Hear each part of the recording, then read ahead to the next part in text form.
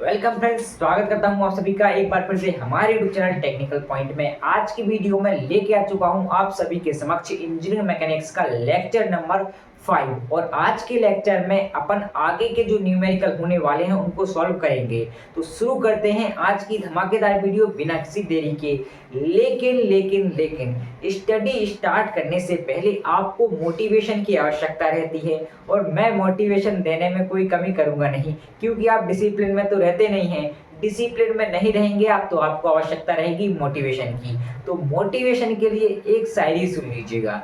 मन के जीते जीत है, मन के जीते जीत है, मन के हारे हार, हार गए जो बिन लड़े उन पर है धिक्कार। इसी के साथ स्टार्ट करते हैं आज की फाड़ू वीडियो। तो सबसे पहले अपन को पता होना चाहिए कि अपन कर क्या रहे थे। तो पिछले लेक्चर में अपन ने क्या किए थे, रिजल्टेंट फोर्स पे आधारित न्यूमेरिकल प्रॉब्लम को सॉल्व किया था।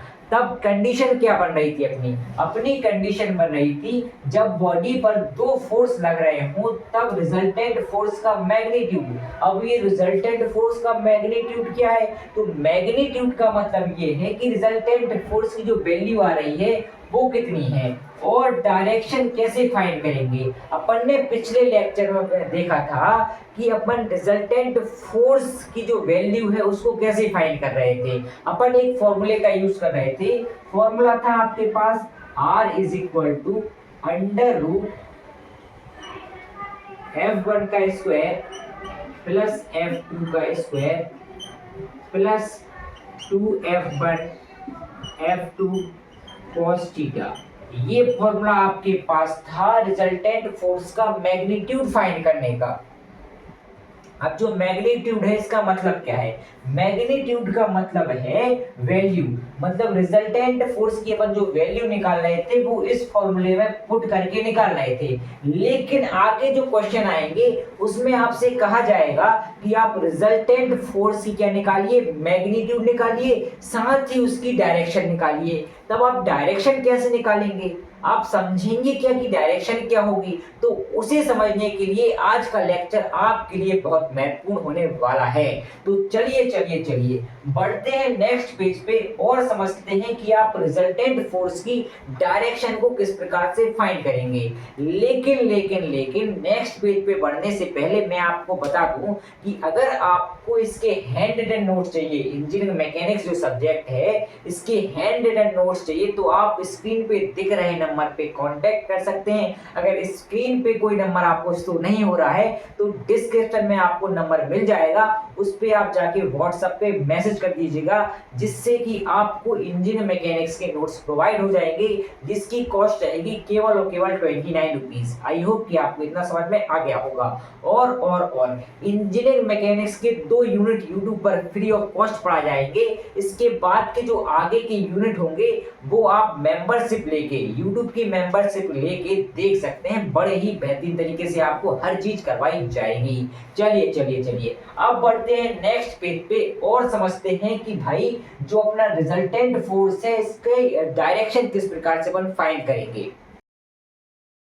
चलिए फ्रेंड्स, अब समझते हैं कि जो रिजल्टेंट फोर्सेस की डायरेक्शन अपन कैसे फाइंड करेंगे। मैग्नीट्यूड तो आप फाइंड कर लेंगे उस फॉर्मूले से, लेकिन डायरेक्शन को कैसे फाइंड करेंगे और आप समझेंगे कैसे कि डायरेक्शन होती क्या है। तो चलिए अपन पहले समझते हैं कि रिजल्टेंट फोर्स की डायरेक्शन क्या होती है। तो अपना जो क्वेश्चन है वो क्या निकल के आया है, क्वेश्चन अपना निकल के आया है how to find the direction of resultant force. ये क्वेश्चन आपके मन में उठ रहा होगा। तो देखिए, जब भी किसी बॉडी पे, मान लीजिए ये आपकी क्या है, बॉडी है, ये क्या है, आपकी बॉडी है। इस बॉडी पे 2 फोर्स लग रहे हैं। पहला फोर्स ये है जिसका नाम है F1, दूसरा फोर्स आपका ये है, इसका नाम है F2। अब इन दोनों के बीच में ही आपका रिजल्टेंट फोर्स लगेगा। बीच में मतलब यहाँ पे कहीं भी आपका रिजल्टेंट फोर्स हो सकता है। मान लीजिए ये क्या है, आपका रिजल्टेंट फोर्स R है। क्या है मेरे भाई, रिजल्टेंट फोर्स R है। ये आपको पता होना चाहिए कि जो आपका रिजल्टेंट फोर्स होता है वो F1 और F2 के बीच में कहीं भी हो सकता है ना। तो ये आपको पता होना चाहिए। अब आपको पता है कि F1 और F2 के बीच में जो एंगल बनता है, ये जो पूरा वाला एंगल है ये वाला, इसको अपन बोलते हैं थीटा। क्या बोलते हैं मेरे भाई? थीटा बोलते हैं। F1 और F2 के बीच में बनने वाला जो एंगल होता है उसे हम क्या बोलते हैं? उसे हम बोलते हैं, क्या बोलते हैं? उसे हम बोलते हैं थीटा। ये आपको क्लियर हो गया होगा, इसमें कोई भी डाउट आपको नहीं होगा। और जो F1 और R के साथ एंगल बनता है, ये वाला जो एंगल बनता है इसे बोलते हैं अल्फा। क्या बोलते हैं भाई? अल्फा। ये जो अल्फा है यही रिजल्टेंट फोर्स की डायरेक्शन है। क्या है मेरे भाई? रिजल्टेंट फोर्स की डायरेक्शन है। F1 और R के बीच में बनने वाला जो एंगल होगा उसे ही हम क्या बोलेंगे? रिजल्टेंट फोर्स की डायरेक्शन बोलेंगे। इतना आपको क्लियर होना चाहिए मेरे दोस्त, मेरे मित्र, है ना? अगर आपको ये क्लियर नहीं है तो कुछ भी क्लियर नहीं होगा। ठीक है, ठीक है, ठीक है, ठीक है। अब देखिए आप अल्फा को फाइंड कैसे करेंगे? तो अल्फा को फाइंड करने का फॉर्मूला होता है अल्फा इज इक्वल टू क्या? tan inverse. Alpha is equal to tan inverse, यहां पे आता है F2 sin theta upon F1 plus F2 cos theta. ये फॉर्मूला होता है अल्फा फाइंड करने का, मतलब कि रिजल्टेंट फोर्स की डायरेक्शन फाइंड करने का। क्या होता है formula? Alpha is equal to tan inverse F2 sin theta upon F1 plus F2 cos theta. ठीक है, ये फॉर्मूला होता है क्या? रिजल्टेंट फोर्स की डायरेक्शन फाइंड करने का, अल्फा को फाइंड करने का। एक बार अच्छे से लिख देता हूं जिससे आपको समझ में आ जाए। Alpha is equal to tan inverse F2 sin theta upon F1 plus F2 cos theta. इस फॉर्मूले का यूज करके आप जो रिजल्टेंट फोर्स है उसकी डायरेक्शन को फाइंड कर सकते हैं। ठीक है, चलिए चलिए चलिए, ये आपको क्लियर हो गया होगा। अब बढ़ते हैं नेक्स्ट पेज पे और समझते हैं एक न्यूमेरिकल क्वेश्चन को, जो कि आपके लिए बहुत ही इंपॉर्टेंट और आपके लिए बहुत ज्ञान देने वाला नॉलेजेबल क्वेश्चन होने वाला है। चले एक काम कर, 200 रुपए दे और 50 रुपए काट ओवर एक्टिंग के वजह से। एक बार अच्छे तरीके से समझ लीजिए कि आप डायरेक्शन कैसे फाइंड करेंगे रिजल्टेंट फोर्स का। तो देखिए, मान लीजिए आपका एक फोर्स ये लग रहा है, इसका मान है F1। ये क्या है? F1 फोर्स आपका यहाँ पे लग रहा है, और दूसरा फोर्स आपका यहाँ पे लग रहा है जो है F2। अब यहाँ पे जो भी बड़ा फोर्स होगा, बड़ा फोर्स मान लीजिए क्या है? F1 आपका बड़ा है, ये क्या है? बिग है ना? और ये क्या है आपका? स्मॉल है, छोटा है। मतलब इसकी वैल्यू कम है और इसकी वैल्यू ज्यादा है। मान लीजिए इनका रिजल्टेंट फोर्स यहाँ पे बीच में लग रहा है, ये क्या है? आपका रिजल्टेंट फोर्स है। तब आपकी रिजल्टेंट फोर्स की डायरेक्शन क्या होगी? डायरेक्शन जो भी बड़े वाले एंगल के साथ, ये बड़े वाले फोर्स के साथ जो ये एंगल बनाएगा वही क्या होगी? इसकी डायरेक्शन होगी। मान लीजिए अगर ये बड़ा होता और ये छोटा होता, मतलब क्या है? मान लीजिए ये आपका क्या है? फोर्स F2 है ना? ये आपका F2 है और यहाँ पे आपका क्या है मेरे भाई? F1 है। अब यहाँ पे F1 है ना? अब यहाँ पे क्या है? F2 क्या है? आपका बड़ा है, मतलब बिग है, और F1 आपका क्या है? स्मॉल है, छोटा है।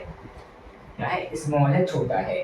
तब आपका रिजल्टेंट फोर्स क्या होगा? इनके बीच में ही होगा। लेकिन जो रिजल्टेंट फोर्स है इसकी डायरेक्शन मतलब कोण अल्फा, ये वाला क्या होगा? कोण अल्फा होगा। क्योंकि भाई रिजल्टेंट फोर्स बड़े फोर्स के साथ रिजल्टेंट फोर्स बड़े फोर्स के साथ जो एंगल बनाता है उसको अपन क्या बोलते हैं, रिजल्टेंट फोर्स की डायरेक्शन बोलते हैं, उसको अपन क्या बोलते हैं, अल्फा बोलते हैं। इतना आपको क्लियर हो गया होगा। और भाई जो छोटे फोर्स के साथ एंगल बनाएगा, मतलब ये वाला एंगल है ना, ये क्या है आपका स्मॉल फोर्स है। स्मॉल फोर्स के साथ जो रिजल्टेंट फोर्स एंगल बनाएगा उसको बोलेंगे अपन क्या, बीटा बोलेंगे। तो यहाँ पे देखिए स्मॉल क्या है आपका F1 है, तो स्मॉल फोर्स के साथ जो आपका रिजल्टेंट फोर्स है, ये जो एंगल बनाएगा इसको अपन क्या बोलेंगे, बीटा। लेकिन रिजल्टेंट फोर्स की डायरेक्शन क्या रहेगी, हमेशा अल्फा ही रहेगी। और अल्फा को फाइंड करने का फॉर्मूला क्या बताया था मैंने बताया था tan इनवर्स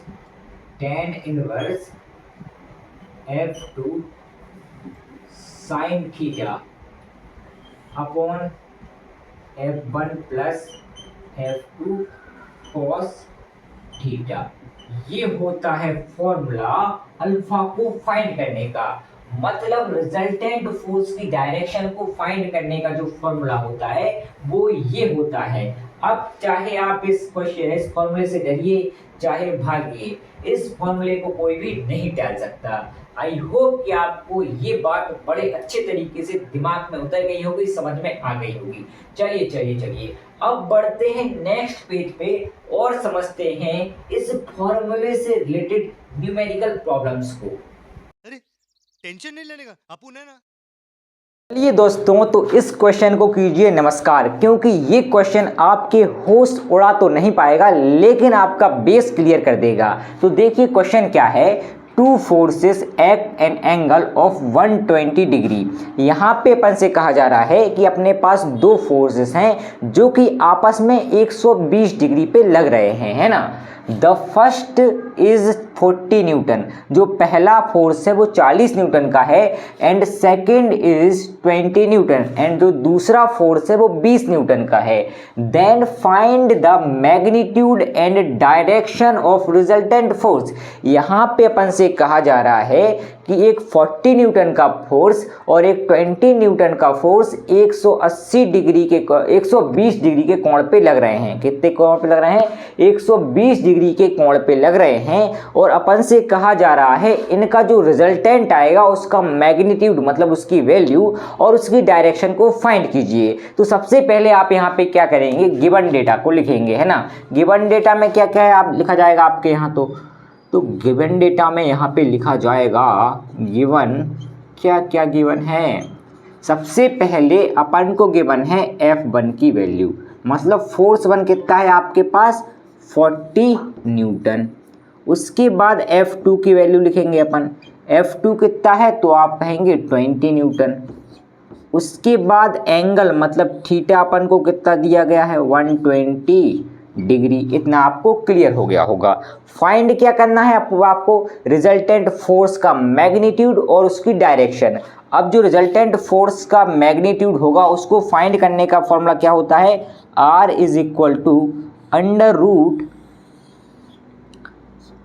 F1 का स्क्वायर प्लस F2 का square plus 2F1 F2 cos theta.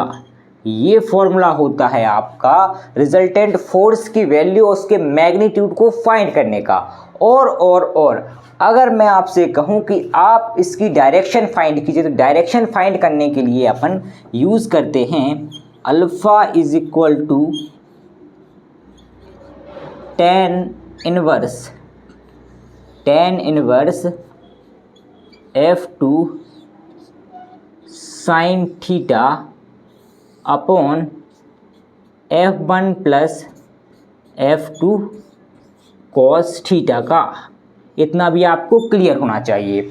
अब देखिए यहाँ पे अपन को सारी चीज़ें दी गई हैं। अपन को क्या करना है, जो आपको वैल्यू दी हैं उनको आपको फॉर्मूले में पुट करना है और ये आप पे बनना चाहिए। अगर ये चीज़ आप पे नहीं बनेगी तो आप पे क्वेश्चन नहीं बनेगा, है ना।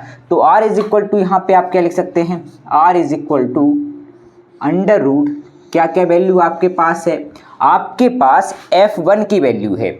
F1 की वैल्यू कितनी है 40, तो यहाँ पे कितना जाएगा 40 का स्क्वायर प्लस F2 की वैल्यू आपके पास गिवन है कितनी 20, तो 20 का भी क्या जाएगा स्क्वायर यहाँ पे आ जाएगा। उसके बाद 2 मल्टीप्लाइड बाय F1 मतलब 40 मल्टीप्लाइड बाय F2 की वैल्यू कितनी है यहाँ पे 20, तो आप लिखेंगे 20 मल्टीप्लाइड बाय कॉस थीटा तो क्या आएगा यहाँ पे कॉस थीटा की वैल्यू कितनी है हमारे पास 120, तो यहाँ पे आप क्या लिखेंगे 120।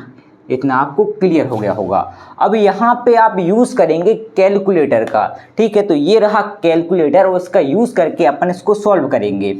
R इज इक्वल टू यहाँ पे क्या आना चाहिए वो अपन यहाँ पे सॉल्व कर रहे हैं।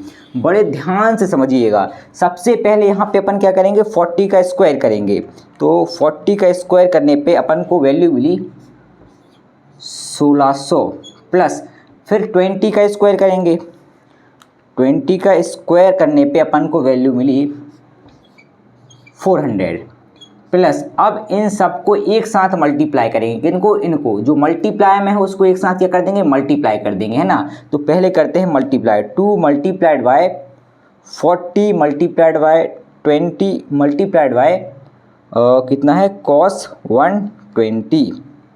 तो जो वैल्यू यहाँ पे आ रही है अपने पास ये आ रही है -800। कितनी वैल्यू आ रही है तो यहाँ पे वैल्यू आ रही है -800। ये आपको क्लियर होना चाहिए, है ना। ये वैल्यू कितनी आ रही है यहाँ पे -800 वैल्यू आ रही है। अब क्या होगा यहाँ पे, अब होगा इनका ऑपरेशन मतलब जानते हो इनकी चीरफाड़।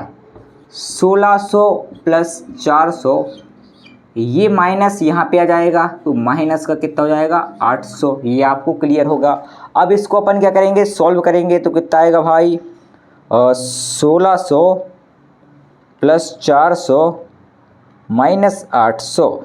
तो यहाँ पे वैल्यू अपने पास आ रही है R is equal to √1200 newton. ये आपको क्लियर होना चाहिए। अब अपन क्या करेंगे कैलकुलेटर की सहायता से इस √ जो 1200 है इसकी वैल्यू निकालेंगे। कैसे निकालेंगे भाई, √ कितना है 1200, तो इसकी वैल्यू अपने पास आ रही है R is equal to 34.64 newton. I hope कि आपको ये समझ में आ गया होगा, है ना। तो यहाँ पे अपन ने रिजल्टेंट फोर्स की वैल्यू को निकाल लिया है। ये आपको बड़े अच्छे तरीके से क्लियर होना चाहिए। तो यहाँ पे अपन ने क्या किया है, जो रिजल्टेंट फोर्स उसका मैग्नीट्यूड फाइंड कर लिया है। ये क्या है आपका रिजल्टेंट फोर्स का मैग्नीट्यूड।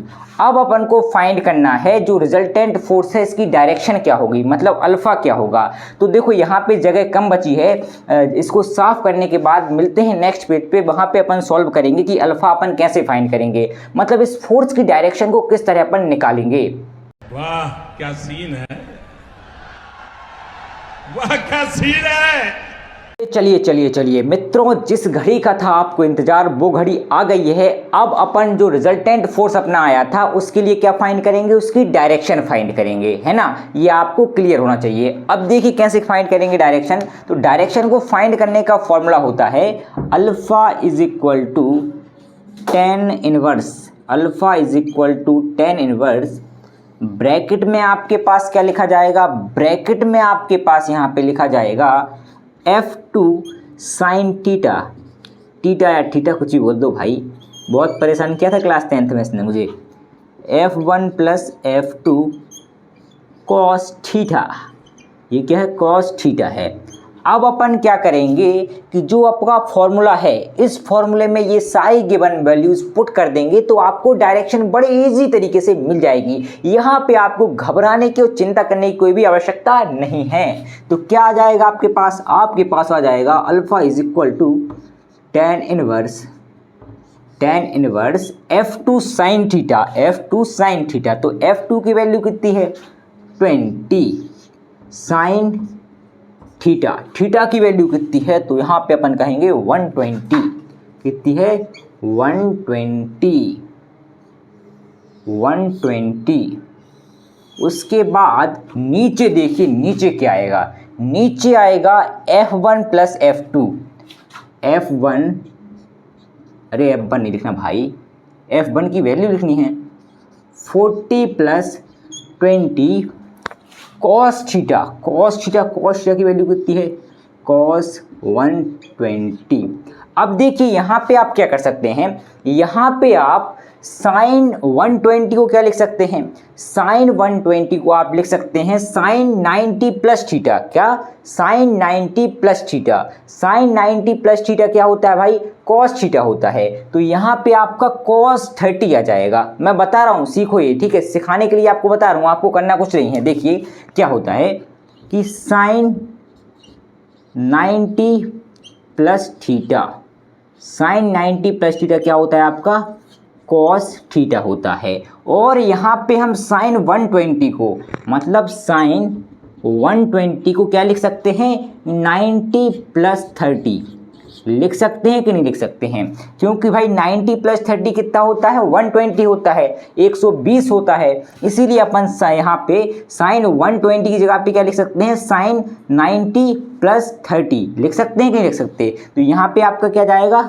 कॉस 30, है ना? ये आपको क्लियर होना चाहिए, ठीक है? अभी करना कुछ नहीं है, अभी तो बस आपको एक क्लियर करना पड़ेगा, है ना, कि क्या क्या कहानी चल रही है। यहाँ पे कहानी ये चल रही है कि साइन 90 प्लस थीटा क्या होता है आपका? कॉस थीटा होता है ना? और कॉस 90 प्लस थीटा क्या होता है?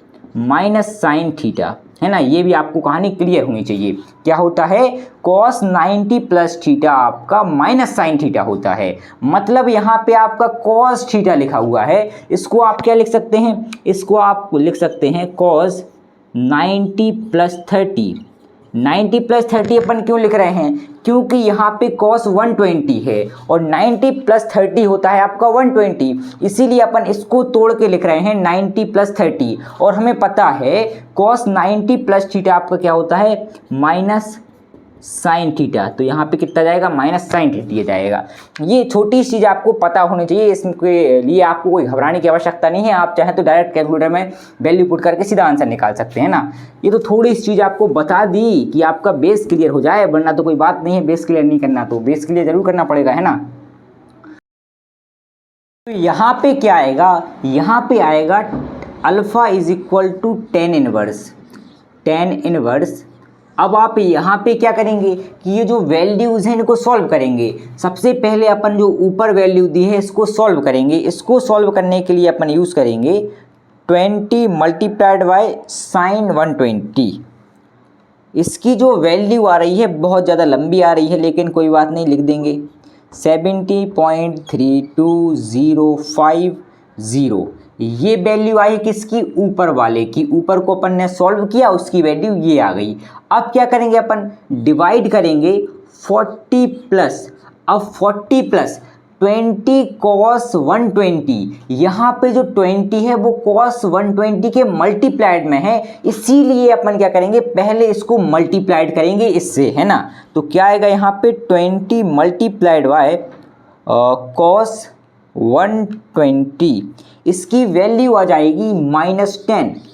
अगर आपके पास कैलकुलेटर है तो आप हर चीज़ आसानी से कर सकते हैं। और जो इंजीनियरिंग मैकेनिक्स का एग्ज़ाम होता है उसमें आपको परमिशन रहती है कैलकुलेटर लेके जाने की। तो इस बात से आपको बिल्कुल निश्चित रहना है, बिल्कुल नहीं घबराना कि आप एग्ज़ाम में कैलकुलेटर नहीं ले जा सकते। अगर कोई आपसे कह रहा है कि वो आप इंजीनियरिंग मैकेनिक्स के एग्ज़ाम में जो कैलकुलेटर है वो नहीं ले जा सकते, तो वो बेवकूफ़ है ना। आप विद्रोह कर दीजिए उसके खिलाफ, है ना? यही कह सकता हूँ भाई, और मैं भी कह सकता हूँ, है ना? यही होगा। अब देखिए क्या होगा यहाँ पे कि टेन इनवर्स ऊपर कितना आया है? 17.32050 डिवाइडेड बाय 40 माइनस 10। 40 माइनस 10 कितना होता है? तो आप कहेंगे 30 होता है ना? तो ये आ गया। अब आप क्या करेंगे? ऊपर वाली जो वैल्यू है इसको नीचे वाली वैल्यू से डिवाइड कर देंगे, मतलब 30 से डिवाइड कर देंगे। तो आपके पास क्या आना चाहिए? क्या लगता है? 17.3205, अरे क्या है भाई, 3 गलत लिख दिया यार, 050 डिवाइडेड बाय 30 कितना आ रहा है यहाँ पे? यहाँ पे आपके पास आ रहा है alpha is equal to tan inverse 0.57735 ये आपके पास वैल्यू आ रही है। अब आप क्या करेंगे, आपको पता होना चाहिए कि कैलकुलेटर में tan इनवर्स की वैल्यू अपन निकाल सकते हैं। अपन को किसकी वैल्यू निकालनी है, अपन को वैल्यू निकालनी है tan इनवर्स 0.57735 इसकी वैल्यू निकालनी है। तो इसको अपन कैलकुलेटर में पुट करेंगे, tan इनवर्स 0.57735 की वैल्यू कितनी होती है, तो इसकी वैल्यू आ रही है लगभग आ रही है 30K। तो अल्फ़ा की वैल्यू कितनी मिल गई अपन को, 30 डिग्री मिल गई।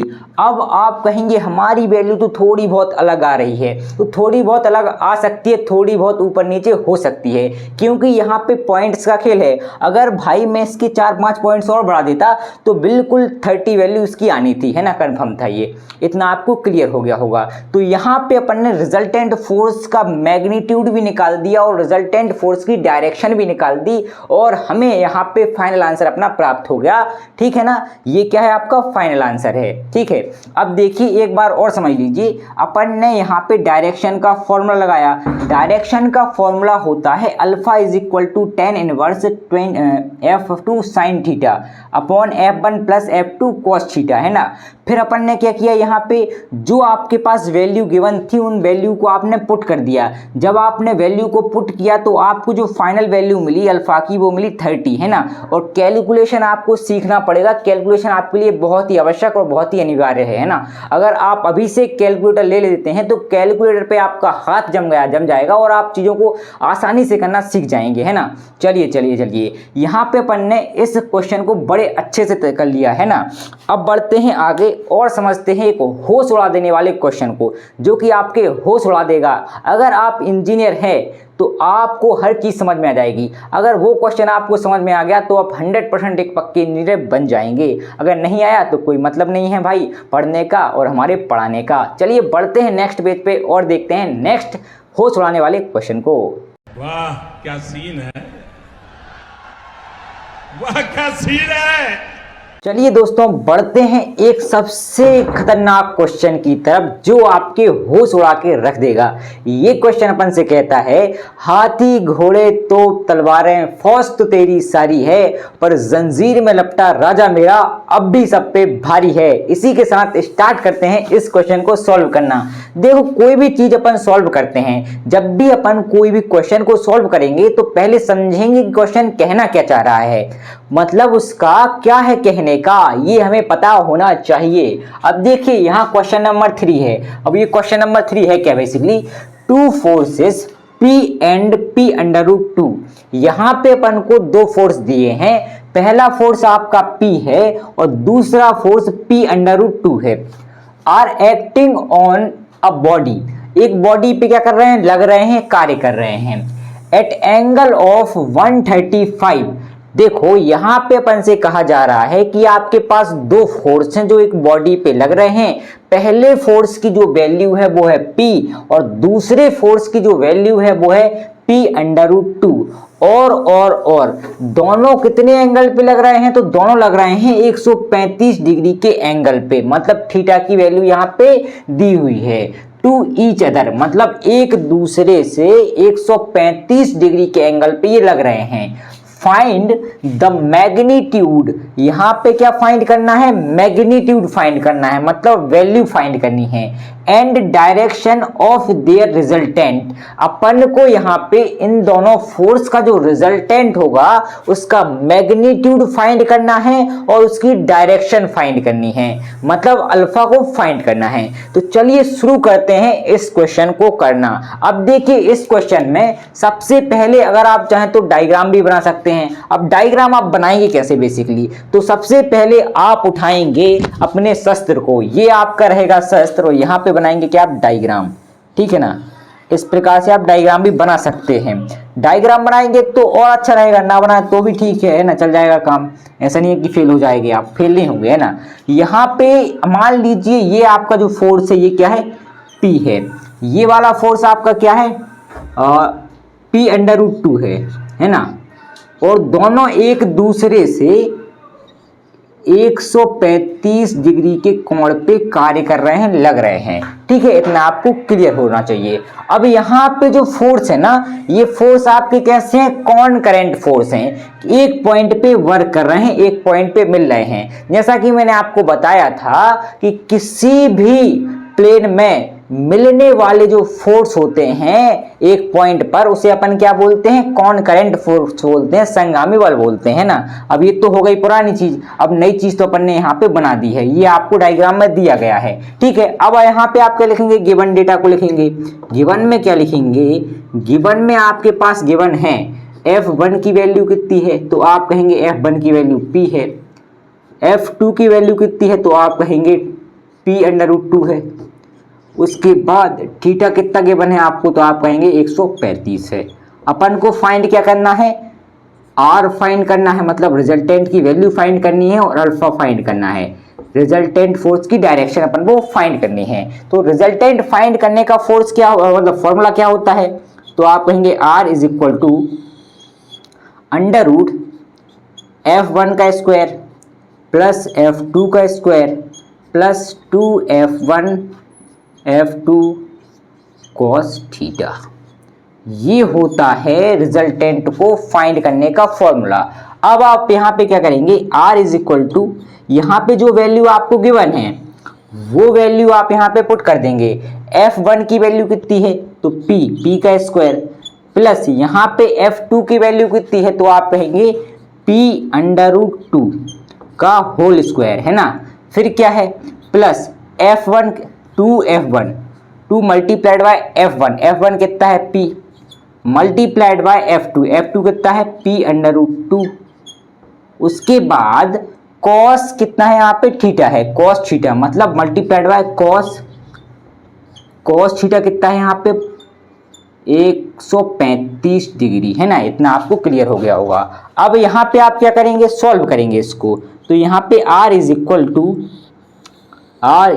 टू अंडर रूट P का स्क्वायर क्या होगा भैया, P स्क्वायर ही रहेगा, है ना, और कुछ तो आ नहीं जाएगा इसकी जगह। यहाँ पे देखिए आपके पास दो शब्द हैं, दो अक्षर हैं। ठीक है, दो क्या है आपके पास, दो आपके पास इसको क्या बोलते हैं, अंक हैं। ठीक है, दो अंक हैं आपके पास। पहला क्या है, P है, दूसरा आपके पास अंडर रूट 2 है। तो यहाँ पे पहला जो स्क्वायर होगा वो क्या होगा, P का स्क्वायर होगा। दोनों को अपन अलग अलग कर रहे हैं, इंडिविजुअल कर रहे हैं ना। और यहाँ पे भाई आप मल्टीप्लाई में क्या करेंगे, 2 का कर देंगे स्क्वायर। 2 अंडर रूट 2 का स्क्वायर क्या होगा, अंडर रूट 2 का स्क्वायर यहाँ पे 2 हो जाएगा, क्योंकि भाई 2 से स्क्वायर रूट कट जाता है। 2 से स्क्वायर रूट क्या हो जाता है, कट जाता है। ये आपको क्लियर होना चाहिए। एक बार और समझ लीजिए कहानी क्या हो रही है। यहाँ पे क्या है आपके पास, यहाँ पे लिख के बता रहा हूँ, यहाँ पे आपके पास है अंडर रूट 2 P√2 का होल स्क्वायर है ना। यहाँ पे अपन क्या कर रहे हैं, दोनों को इंडिविजुअल कर रहे हैं। तो यहाँ से इस स्क्वायर से ये कट जाएगा, ठीक है, लेकिन P का स्क्वायर चढ़ेगा यहाँ पे, है ना, 2P पे स्क्वायर, क्योंकि यहाँ पे भाई जो स्क्वायर है अपन दोनों पे चढ़ा रहे हैं। P पे भी स्क्वायर चढ़ा रहे हैं और यहाँ पे मल्टीप्लाइड में अंडर रूट 2 पे भी स्क्वायर चढ़ा रहे हैं। ठीक है, ये वाला। अब इससे ये कैंसिल हो गया, तो आपके पास क्या बचा यहाँ पे, P स्क्वायर मल्टीप्लाइड बाय 2 बचा। इसको अपन कैसे लिख सकते हैं, इसको अपन ऐसे भी लिख सकते हैं, 2P स्क्वायर, है ना। लिख सकते हैं कि नहीं लिख सकते हैं, तो आप कहेंगे हाँ इस प्रकार तो हम लिख सकते हैं। तो यहाँ पे आपके पास क्या जाएगा भाई, P स्क्वायर मल्टीप्लाइड बाय 2, जैसा कि मैंने वहां पे लिखा था। प्लस में क्या आएगा, 2 का मल्टीप्लाई आप किससे करेंगे, P से करेंगे। तो 2 मल्टीप्लाइड बाय P अभी नहीं करना अपन को, यहाँ पे अंडर रूट 2, है ना, मल्टीप्लाइड बाय cos 135 को अपन लिख सकते हैं cos 90 प्लस 45। लिख सकते हैं कि नहीं लिख सकते हैं। अभी मैंने बताया था, जब अपन पिछला क्वेश्चन कर रहे थे उसमें मैंने बताया था कि cos 90 प्लस 45 ये किसके बराबर होगा, cos 135 के बराबर होगा। क्योंकि हमें पता है कि हम यहाँ पे क्या कर रहे हैं, 135 को तोड़ रहे हैं। 135 को तोड़ के अपन ने लिख दिया 90 प्लस 45, है ना। इतना तो आपको बनता होगा, है ना। अब देखिए cos 90 प्लस 45 होता क्या है बेसिकली, तो आप कहेंगे यहाँ पे आपके पास आ जाएगा माइनस का साइन 45, मतलब माइनस साइन थीटा, है ना। ये तो क्लियर होना चाहिए इसी बात। तो R इज इक्वल टू आपके पास आ जाएगा, कहा था थोड़ा कठिन क्वेश्चन है, गर्दा उड़ा देगा ये, पी स्क्वायर प्लस यहाँ पे इसका मल्टीप्लाई टू पी में कर दिया पी स्क्वायर में, तो यहाँ पे क्या जाएगा 2p स्क्वायर प्लस, अब 2 का मल्टीप्लाई नहीं करना अपन को भी फिलहाल में, तो ये ऐसे ही लिख देना है ना, यहाँ पे √2। यहाँ पे क्या आ गया आपके पास माइनस का साइन 45 है ना, ये आपको क्लियर हो गया होगा। अब देखिए अपन क्या करेंगे, यहाँ पे इसकी वैल्यू लिखेंगे r इज इक्वल टू √, क्या आया था यहाँ पे आया था P square plus P square, P square plus 2p square है ना, P square plus 2p square कितना हो गया 3p स्क्वायर, हो गया कि नहीं हो गया, तो आप कहेंगे हाँ हो गया, प्लस कितना है भाई यहाँ पे 2 multiplied bye p, 2 multiplied bye p multiplied by p multiplied by minus, minus क्या रहेगा यहाँ पे माइनस, अरे यहाँ क्या है मल्टीप्लाइड बाय √2 है, मल्टीप्लाइड बाय माइनस साइन 45, और साइन 45 की वैल्यू कितनी होती है, तो आप कहेंगे साइन 45 की वैल्यू होती है 1/√2 है ना, ये आपको क्लियर है इतना। अब देखिए यहाँ से इससे अपन ने इसको कैंसिल आउट कर दिया, क्योंकि ये क्या था डिवाइड में था, तो यहाँ पे अपन ने क्या किया √2 से √2 को कैंसिल आउट कर दिया, तो आपके पास क्या आया r is equal to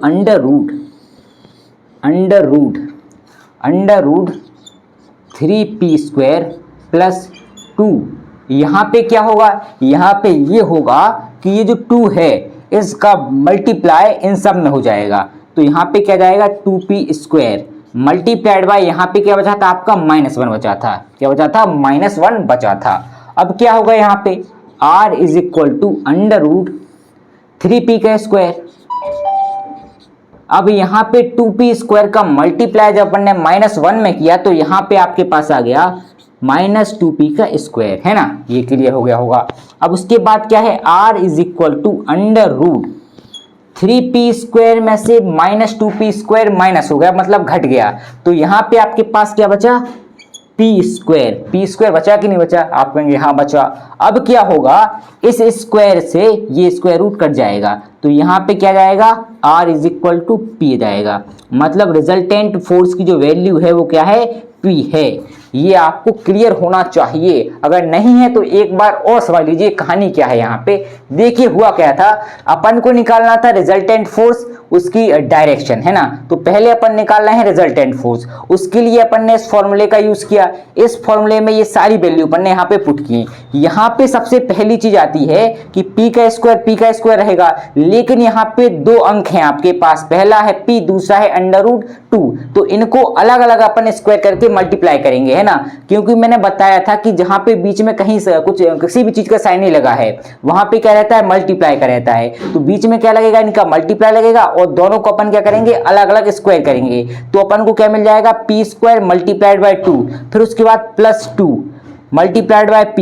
√2 multiplied bye cos 90 + 45, ऐसा अपन लिख रहे हैं cos 135 को है ना, लिख सकते हैं भाई, क्योंकि भाई 90 + 45 क्या होता है आपका एक तरह से 135 ही होता है, और हमें पता है कि जो cos 90 + थीटा होता है वो -sin थीटा होता है, ये आपको भी पता होना चाहिए, 10th लेवल की चीज है और पिछली बार मैंने बता दी थी आपको। अब तो यहाँ पे क्या आएगा r is equal to p square plus 2p square, क्योंकि अपन ने 2 का मल्टीप्लाई p स्क्वायर में यहाँ पे कर दिया है, तो आपके पास क्या आ जाएगा 2p का स्क्वायर आ जाएगा, +2 मल्टीप्लाइड बाय p मतलब ये वाली जो टर्म है अपन ने यहाँ पे एज इट इज लिख दी है, इससे छिड़खानी अभी नहीं की है। उसके बाद यहाँ पे क्या है cos 90 + 45, और cos 90 + 45 क्या होता है -sin 45 है ना, ये मैंने आपको पहले बताया था। उसके बाद देखिए यहाँ पे क्या होगा r is equal to √,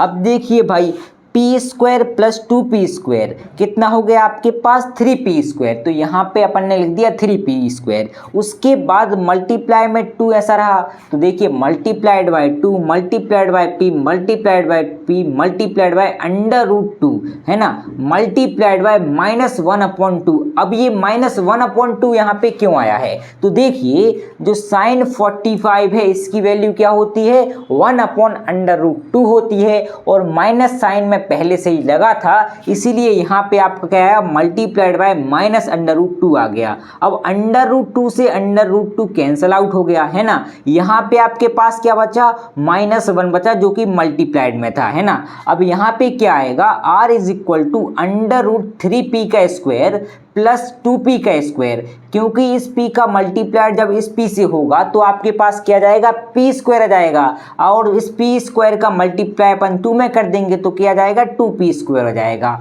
multiplied में आपके पास क्या था, -1 था, है ना, इतना आपको क्लियर है। फिर अपन ने क्या किया कि जो -2p स्क्वायर है इसका मल्टीप्लाइड -1 से कर दिया, तो अपने पास आ गया r is equal to √3p square minus 2p square. फिर क्या होगा, 3p स्क्वायर में से 2p स्क्वायर घट जाएगा तो आपके पास क्या बचेगा, p स्क्वायर बचेगा, और भाई √p स्क्वायर बचेगा, है ना। r is equal to √p square बचा, है ना। फिर अपन ने क्या किया, इस स्क्वायर से स्क्वायर रूट को काट दिया, इस प्रकार अपन को r is equal to p मिल गया। तो इस प्रकार हमें रिजल्टेंट फोर्स की वैल्यू मिल गई। क्या है रिजल्टेंट फोर्स की वैल्यू, तो आप कहेंगे रिजल्टेंट फोर्स की वैल्यू है r is equal to p, मतलब रिजल्टेंट फोर्स आपका कितना है, p है। ये आपको क्लियर हो गया है। चलिए चलिए चलिए अब फाइंड करते हैं इस रिजल्टेंट फोर्स की डायरेक्शन को। मैंने कहा था ये क्वेश्चन आपके होश उड़ा देगा, है ना। उड़ गए होश या नहीं उड़े, कमेंट में जरूर बताइएगा। चलिए चलिए चलिए अब बढ़ते हैं आगे और समझते हैं इस रिजल्टेंट फोर्स की डायरेक्शन अपन किस प्रकार से फाइंड करेंगे।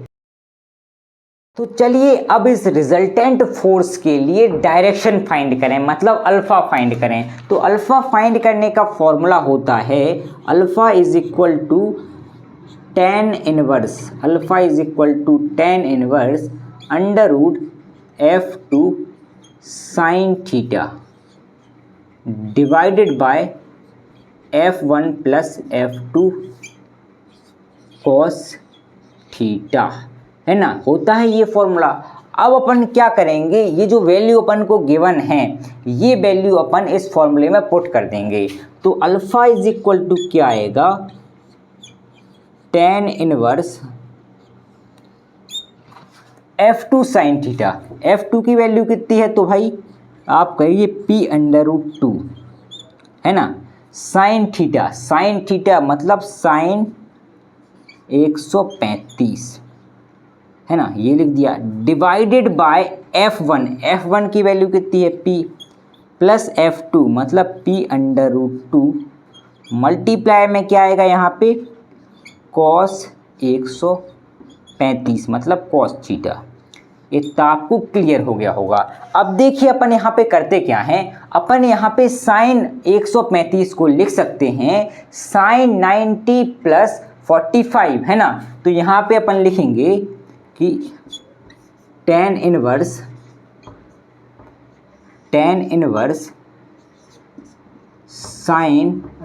साइन कहाँ से आ गया भाई, अभी tan inverse p√2 sine 90 plus 45, ये अपन ने लिख दिया।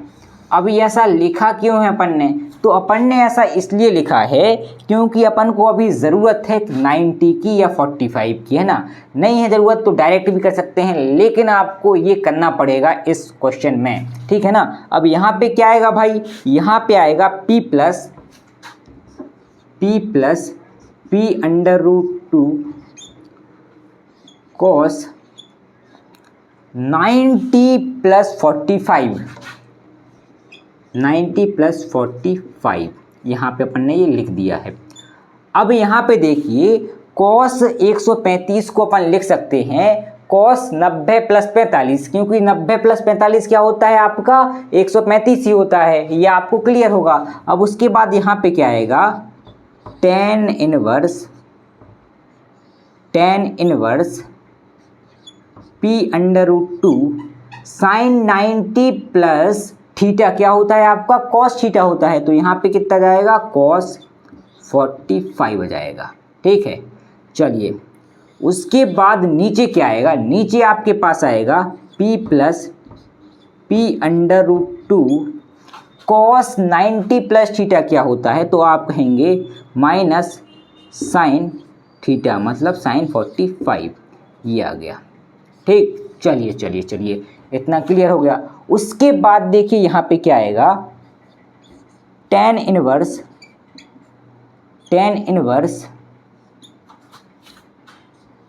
p under root 2 cos 45। cos 45 की वैल्यू कितनी होती है, तो आप कहेंगे 1 upon under root 2 divided by, क्या करेंगे, divided by p plus p under root 2 multiplied by minus sine 45 की वैल्यू कितनी होती है, तो आप कहेंगे 1 अपॉन अंडर रूट 2, है ना। अब इससे ये कैंसल आउट हो जाएगा, अंडर रूट 2 से अंडर रूट 2 कैंसिल हो जाएगा, इस अंडर रूट 2 से इस अंडर रूट 2 को कैंसिल कर देंगे, तो अपने पास बचेगा क्या, अपने पास बचेगा tan इनवर्स, ऊपर क्या बचा, तो ऊपर p मल्टीप्लाइड बाय 1, p का मल्टीप्लाइड जब आपने 1 से किया तो आपके पास क्या आ गया, p आ गया, divided by p plus p multiplied by -1, इस p का मल्टीप्लाई आप क्या करेंगे, -1 से करेंगे, p यहाँ पे क्या है प्लस p मल्टीप्लाइड बाय -1, ठीक है। तो आपने क्या किया, प्लस p का मल्टीप्लाई किससे कर दिया, -1 से कर दिया, तो आपके पास क्या आ गया, माइनस का p आ गया। समझिए यहाँ पे कि ये p तो भाई किस में था, प्लस में था, तो यहाँ पे ये वाला p किस में आ गया, p प्लस में आ गया, है ना। उसके बाद इस p का मल्टीप्लाई -1 से हो रहा है, तो ये जो p है ये किसका बन जाएगा, माइनस का बन जाएगा, तो यहाँ पे क्या जाएगा, माइनस p आ जाएगा, ठीक है ना। उसके बाद यहाँ पे देखिए कहानी क्या होगी कि p upon p minus p हो जाएगा, ठीक है। जब p में से p माइनस होगा तो आपके पास क्या बचेगा, 0 बचेगा, तो आपके पास क्या जाएगा यहाँ पे, tan inverse p upon 0, p upon 0 आएगा कि नहीं आएगा, बताइए बताइए बताइए। तो आप कहेंगे हाँ p अपॉन क्या जाएगा, 0 आ जाएगा, ठीक है। अब मुझे एक चीज़ बताइए कि किसी भी संख्या के किसमें हर में 0 हो सकता है क्या। अगर किसी भी संख्या के हर में 0 है, जैसे मान लीजिए 2, इसके हर में मतलब इसके अपॉन में क्या है, तो आप कहेंगे कुछ नहीं है, कुछ नहीं, जिसके अपॉन में कुछ नहीं होता उसके अपॉन में क्या होता है, हमेशा 1 होता है, ठीक है ना। ये आपको पता होना चाहिए। आप ये नहीं कह सकते कि 2 के अपॉन में कुछ नहीं है मतलब 2 के अपॉन में 0 है। अगर किसी भी संख्या के अपॉन में 0 आ रहा है तो वो आपकी क्या होगी, इनफाइनाइट होगी, अपरिभाषित होगी। तो ये क्या है आपकी, यहाँ पे देखो, यहाँ पे p के अपॉन में क्या आ गया मेरे भाई, 0 आ गया, क्या आ गया, 0 आ गया। और हमें पता है किसी भी संख्या के अपॉन में अगर 0 आ रहा है तो वो क्या है, अपरिभाषित है, जिसकी परिभाषा अपन नहीं दे सकते, वो इनफाइनाइट है। तो यहाँ पे आपके पास क्या आ जाएगा, tan इनवर्स p अपॉन 0, ये क्या है आपका, इनफाइनाइट, ठीक है। क्लियर इतना आपको, तो आप कहेंगे हाँ क्लियर हो गया। अब tan इनफाइनाइट वैल्यू किसकी होती है ये बताइए, ये आपको पता होना चाहिए कि tan इनफाइनाइट वैल्यू होती किसकी है। तो मैं बताता हूँ आपको कि tan इनफाइनाइट वैल्यू होती है आपकी किसकी, alpha is equal to 90 value होती है tan इनवर्स इनफाइनाइट की, ठीक है। tan इनवर्स इनफाइनाइट की जो वैल्यू होती है वो कितनी होती है, 90 होती है। तो यहाँ पे अपन को क्या मिल गया है भाई, ये अपन को मिल गया है अल्फ़ा, ठीक है। अल्फ़ा की वैल्यू कितनी आई हमारे पास, तो अल्फ़ा की वैल्यू आई है 90। तो इस प्रकार हमने क्या क्या फाइंड कर लिया, जो अपन को क्वेश्चन दिया था उसके लिए रिजल्टेंट फोर्स भी फाइंड कर लिया और साथ ही साथ उसकी डायरेक्शन भी फाइंड कर ली। अब आपको यहाँ पे डाउट हो रहा होगा, तो देखिए यहाँ पे क्या है, किसी भी संख्या के अपॉन में 0 है तो वो संख्या क्या होगी, अपरिभाषित होगी, उसकी परिभाषा अपन नहीं दे सकते, वो इनफाइनाइट है। तो अपन ने यहाँ पे क्या लिख दिया, tan इनवर्स, इसको लिख दिया इनफाइनाइट। और tan इनफाइनाइट कितने एंगल पे होता है, तो आप कहेंगे tan इनफाइनाइट 90 के एंगल पे होता है। तो यहाँ पे अपन को जो अल्फा की वैल्यू मिल गई वो कितनी मिल गई, 90 मिल गई। इसकी जगह पे क्या जाएगा मेरे भाई, 90 जाएगा, क्योंकि हमें पता है tan इनवर्स इनफाइनाइट की वैल्यू कितनी होती है भाई, इनफाइनाइट की वैल्यू होती है tan इनवर्स इनफाइनाइट की जो वैल्यू होती है वो कितनी होती है, 90 होती है। बताओ जो tan इनवर्स होता है वो कितने डिग्री पे इनफाइनाइट होता है, तो आप कहेंगे वो 90 डिग्री पे इनफाइनाइट होता है। तो यहाँ पे अपन को अल्फा की वैल्यू मिल गई है। आई होप कि आपको ये क्वेश्चन बड़े अच्छे तरीके से समझ में आ गया होगा। अगर ये क्वेश्चन आपको समझ में आ गया है तो चाहें तो आप इसका स्क्रीनशॉट भी ले सकते हैं और इसके हैंड रिटन नोट्स आपको मिल जाएंगे बड़े बेहतरीन तरीके से। इंजीनियरिंग मैकेनिक्स जो है इस सब्जेक्ट के आपको बड़े अच्छे तरीके से हैंड रिटन नोट्स मिल जाएंगे। आपको कॉन्टैक्ट करना है स्क्रीन पे दिख रहे नंबर पे या फिर जो कि आपको डिस्क्रिप्शन में नंबर दिया होगा उस पे आप कांटेक्ट कर सकते हैं और आपको 29 रुपीज़ में हैंड रिटन नोट्स प्रोवाइड करा दिए जाएंगे। तो आज के लिए इतना ही, मिलते हैं अगली वीडियो में, तब तक के लिए थैंक्स फॉर वॉचिंग।